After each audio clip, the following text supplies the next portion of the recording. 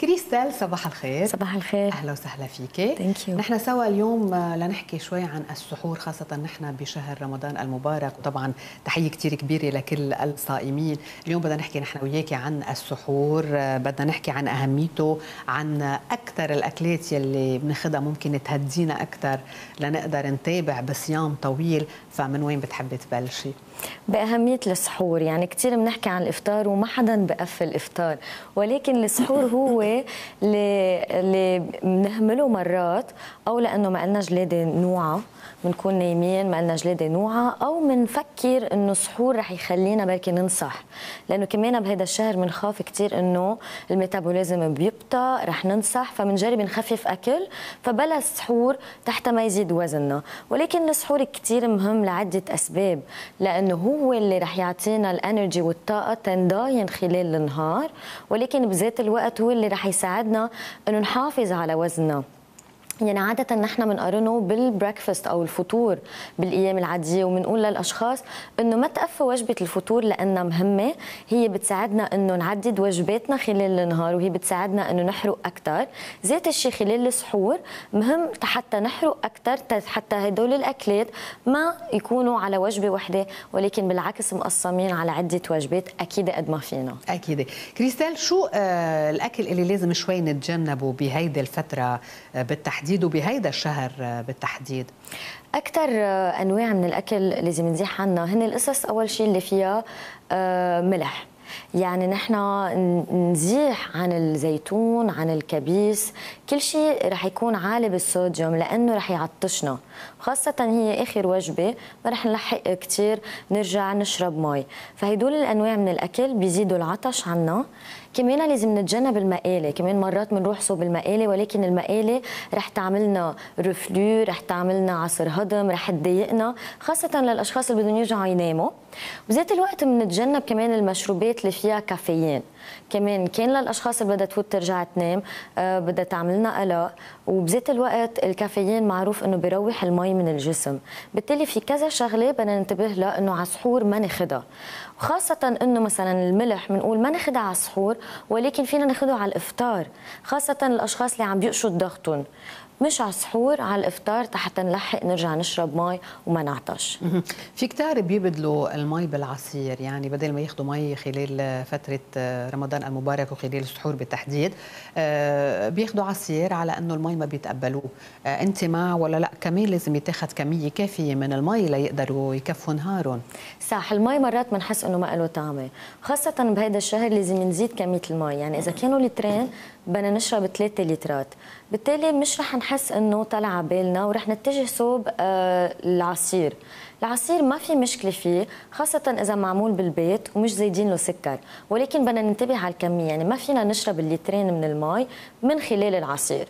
إذا شيء بدنا نقسم المي من خلال المي، اليانسون، البيبونج، من خلال العصير، ومن خلال الشوربة.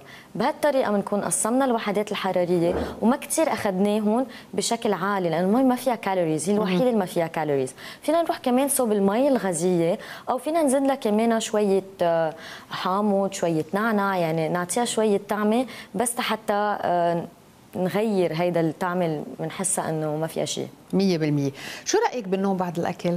يعني نحن إذا بدنا نمشي وراء الأبحاث الطبية والعلمية منضيع، لأنه كتار من الأبحاث بيقولوا لا لازم الواحد ياخذ قسط من الراحة بعد الأكل، بس مش ضروري تكون نومي طويلة، تكون قيلولة صغيرة، والبعض الآخر بيقولوا لا بتأثر على حركة الدماغ وعلى صحة القلب، مشان هيك مفروض ما ننام أبدا بعد الأكل. فأنت شو بتنصحينا خلال هيدا الشهر؟ صح، المشكلة هلا إنه بناكل بركي بدنا نرجع ننام دغري، في منهم لا بجربوا يطولوا، في منهم بيناموا بيرجعوا بيتسحروا، في منهم بضلوا واعيين، يعني في كذا هيك عادات بتصير بهيدا الشهر.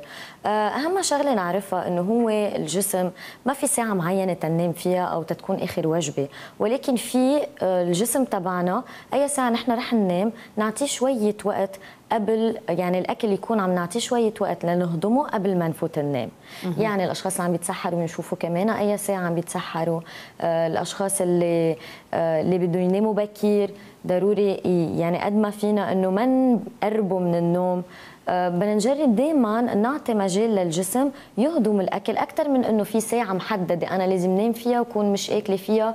يعني هذا الكونسبت على 9 على 10 ما في منه، ولكن في عطوه وقت للجسم حتى يهضم الاكل. يعني نحن عم نحكي عن ساعه، انه مثلا ناكل بعد ساعه فينا ننام، او لا لازم تكون اطول حسب الشغله. يعني اذا اكلنا ساندويش لبنه او جبنه بعد بساعه بتزبط، بس اذا اكلنا عن جد شيء كثير ثقيل، يعني كنا عم ناكل دجاج عرز مع السلطه مع الشوربه 3 بيتزا مع همبرجر، لا احسن ننطر ساعه ونص ساعتين. نحن رح نعمل رفلو، رح نتضايق ورح يصير معنا عصر هضم. نعم. كمان في قصة الرياضة يلي دايما نحن بنحكي فيها إن كان رمضان المبارك أو لا. هلا كمان اللي عم بيصوموا بيضيعوا، يعني بنعمل رياضة ما بنعمل رياضة. كنا نمشي ساعة ونص على التريدميل، صرنا نمشي نص ساعة. يعني كيف لازم تكون الرياضة؟ قد ما هو الواحد فيه ولا لازم نقلل؟ صح. عادة كل شخص قد كان يعمل من قبل لازم يخفف شوي صغيرة، يعني بنسمح له بهيدا الشهر يخفف شوي. إذا كان بيتمرن 5 مرات فيه ينزل 4 أو 3، واللي بيتمرن كان 3 مرات فيه ينزل للمرة أو مرة وربع ساعة. دايما لازم نسمع لجسمنا. يعني إذا عم نتعب وما عم نقدر نضاين خلال النهار، وأكيد هون أهمية الأكل وشو عم ناكل بضاين ولا لا، ولكن نسمع لجسمنا.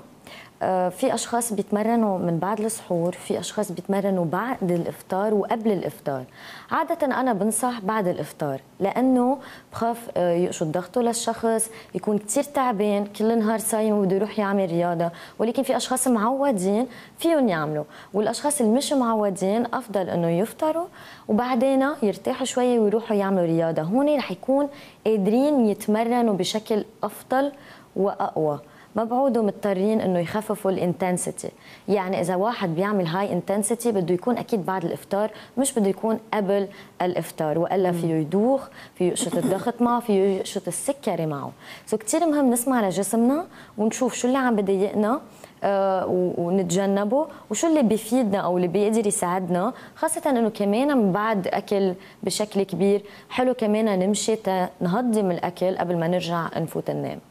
يمكن كمان من المواضيع المهمه كريستال يلي لازم نجيب سيرتها بهاللقاء هو نوعيه الاكل. يعني في كتار بيركزوا على الكميه، انه يلا المهم نشبع، بناكل حيلا شيء بس المهم نشبع. بس كمان في كتار من الناس بهمهم النوعيه، شو عم بياخذوا خلال هيدا الشهر، خاصه انه في صيام طويل قد يمتد لساعات وساعات. شو بتحكينا عن نوعيه الاكل وكيف بتفندي طريقه الاكل؟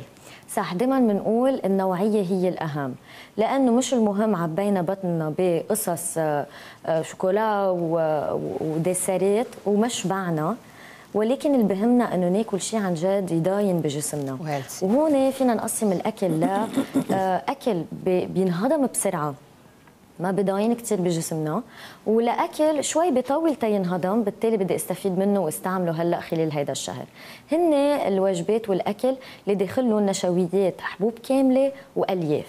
يعني انا على السحور اذا بدي انه يضاينني الاكل اللي عم باكله على السحور، بدي روح صوب هدول الانواع من الاكل. شو هن يعني هدول النشويات والخضار؟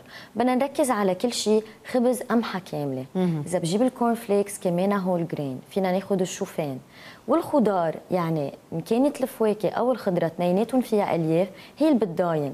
فينا نروح اكثر شيء صوب الفواكه اللي كثير غنيه بالالياف، نحن بنعرف كلها غنيه، ولكن في الابريكو، في الخوخ، في التين، المشمش. هدول 3 من الانواع الفواكه كثير مهمه وتضاين بجسمنا، بتكون عم تعطينا سكر، والالياف بيساعدنا انه يضاين هالاكل بجسمنا. نعم. يعني نحن فينا كعسحور ناخذ خبزه قمحه كامله مع لبنه خاليه من الدسم مع خياره وحبه فواكه، بنكون شبعنا وخلينا الاكل يضاين بجسمنا.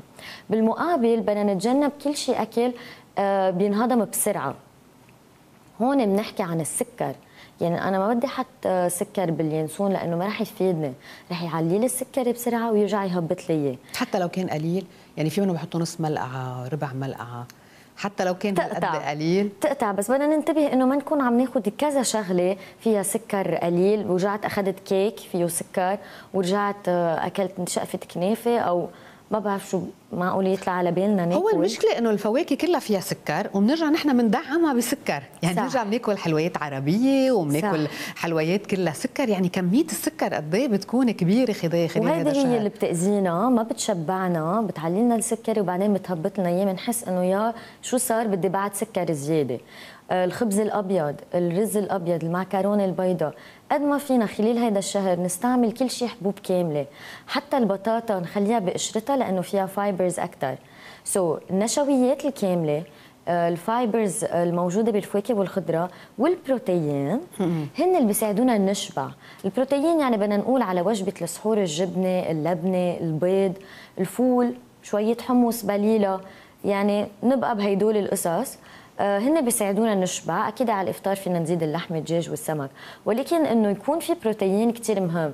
ما تنقضى الشغله بنتفه كورن فليكس او ببس هيك حبه فواكه. خلينا ندمج الكربوهيدرات اللي هي كامله مع البروتين، اثنيناتهم رح يساعدونا انه نشبع كثير، وهيدا هو اساس وهدفنا انه نشبع. الاكل اللي بينهضم بسرعه بضايلنا 3-4 ساعات، بينما الاكل اللي بيبقى اكثر بجسمنا بضايلنا 8 ساعات.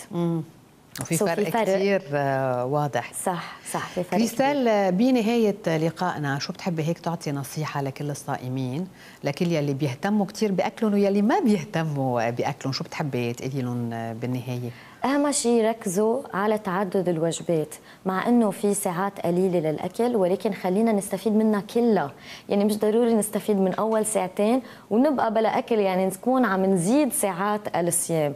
قد ما فينا نعددون، ما ناكلهم كلهم سوا، نبلش شوية بالشوربة مع السلطة، ننطر شوي، فينا نروح نصلي، نرجع نجي ناكل الوجبة، ننطر قبل ما نرجع ناكل الديسير، وما ننسى السحور لأنه كتير مهم، وهو لازم يأمن لنا 30% من الوحدات الحراريه والفيتامينات والمعادن تبع نهارنا. يعني قد ايه مهم 30%، فما نقفي. شكرا لك كريستال بدروسيان، اختصاصيه تغذيه. شكرا على كل المحاور يلي حكيتي فيها، وخاصه فيما يخص هذا الشهر المبارك، لانه بالرغم من جماليته منه هين. فاكيد من الناحيه الغذائيه لازم اصدقائنا المشاهدين يتابعوا كثير قصه الغذاء. فاهلا وسهلا فيك، شكرا لحضورك. يا هلا.